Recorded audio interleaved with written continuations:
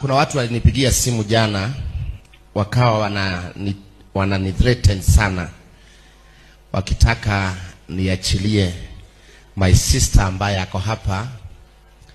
Anaitwa nani? Marion Naipei. Marion Naipei.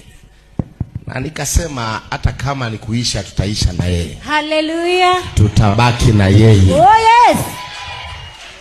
Maana watu wanataka kumtroll saa yote kwa sababu ya videos ambazo zimeleak.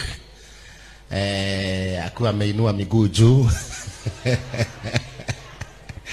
Hizo video hata mimi niliona. Na niliona zote. Kwanza zilikuwa natumiwa na watch, nafungua naangalia tu. I just take time naangalia inaisha. Narudisha nyuma tena naangalia. Marion, mimi video zako niliziona vizuri. Nikaona kila kitu in detail chenye ulikuwa unafanya.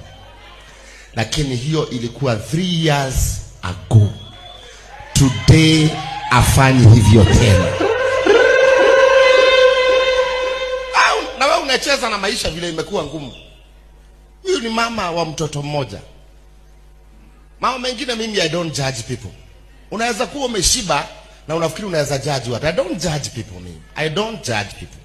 Na mimi yes nitisha hiyo. No. Haiwezi. Sasa kwa nini ujudge Naipei? You're not supposed. Na past yake. Sema amen. Tutasimama na yeye. Nilimwambia atafuta biashara yenye anataka. Nitalipa any business.